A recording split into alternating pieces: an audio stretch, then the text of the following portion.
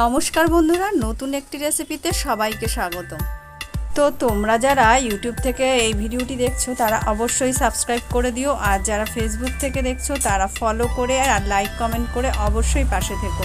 তো প্রথমে চিকেনটাকে ভালো করে ধুয়ে নুন মাখিয়ে নিলাম, তারপর এর মধ্যে 1 চামচ হলুদ দিয়ে দিলাম। তো নুন হলুদ মাখিয়ে এটাকে কিছুক্ষণ রেখে দেবো। এবার আরেকটি কড়াইয়ের মধ্যে কিছুটা গোটা জিরে আর গোটা ধনে হালকা করে ভেজে তুলে নিলাম। এবার শিলনোড়ায় এটাকে গুঁড়ো করে রেখে দেব।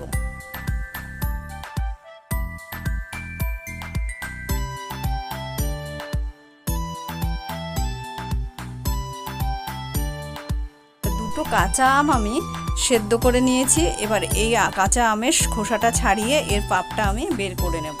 এখনকার আম যেহেতু খুব একটা কাঁচা পাওয়া যায় না, তো আমগুলো কিন্তু একটু হলুদ হলুদ ভাব এসে গেছিলো, কিন্তু পেকে যায়নি।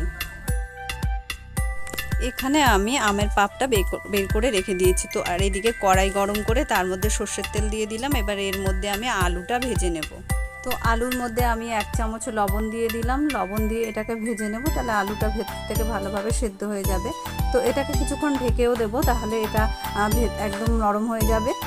ওটা এইরকম লাল লাল করে ভাজা আমার হয়ে গেছে। এবার এটাকে আমি অন্য একটি পাত্রের মধ্যে তুলে নিচ্ছি। তেলের মধ্যেই একটা শুকনো লঙ্কা আর 2টো এলাচ ফোড়ন দিলাম। তো ফোড়নটা দেওয়া হয়ে গেলে আমি এর মধ্যে কিছুটা কুচিয়ে রাখা পেঁয়াজ দিয়ে দিলাম। 200 গ্রাম মতো চিকেন নেওয়া হয়েছিল, তার জন্য আমি এখানে 200 গ্রাম মতো পেঁয়াজ দিলাম। এবারে একে একে এর মধ্যে আদা রসুন দিয়ে এটাকে বেশ কিছুক্ষণ ভাজতে থাকবো। পেঁয়াজটা যতক্ষণ না ব্রাউন কালার হচ্ছে ততক্ষণ এটাকে ভেজেই যাব। তো যখন এটা ব্রাউন কালার হয়ে আসবে তখন এর মধ্যে দিয়ে দেবো নুন হলুদ মাখিয়ে রাখা চিকেনটাকে, দিয়ে এর মধ্যে গোটা কয়েক কাঁচা লঙ্কাও দিয়ে দিলাম। এবার এটাকে ভালোভাবে কষতে হবে। তো কষতে কষতে কিছুক্ষণ আমি ঢেকেও দেবো, আবার ঢাকনা তুলে আবার কষতে শুরু করব।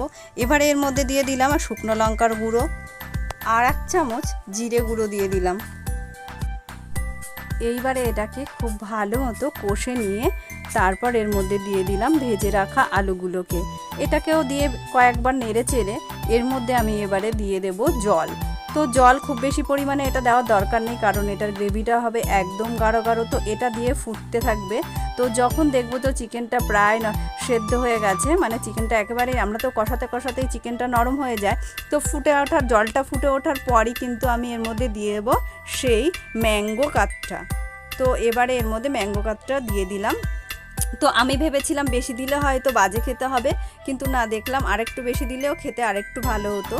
যেহেতু এটা আগে থেকে সেদ্ধ করা ছিল তার জন্য আর এটা দিয়ে বেশিক্ষণ আর ফোটানোর দরকার নেই। এটা দিয়ে মিশিয়েই তারপর এর মধ্যে আমি দিয়ে দিলাম যে ভাজা মশলাটা করে রেখে দিয়েছিলাম গুঁড়ো করে, সেই ভাজা গুঁড়ো মশলাটা এর ওপরে ছড়িয়ে দিলাম। মশলাটার মধ্যে কিন্তু মৌরিও দেওয়া যেতে পারে, তাহলে গন্ধটা আরও ভালো হতো। তারপর একটু চিনি দিয়ে দিলাম যাতে নুন আর মিষ্টির স্বাদটা দারুণ হয়। তো এটা এইভাবে মিলেমিশে গেল। তো আমার চিকেনটাও রেডি হয়ে গেল, খুব সুন্দর খেতে হয়েছে। তোমরাও ট্রাই করে দেখো।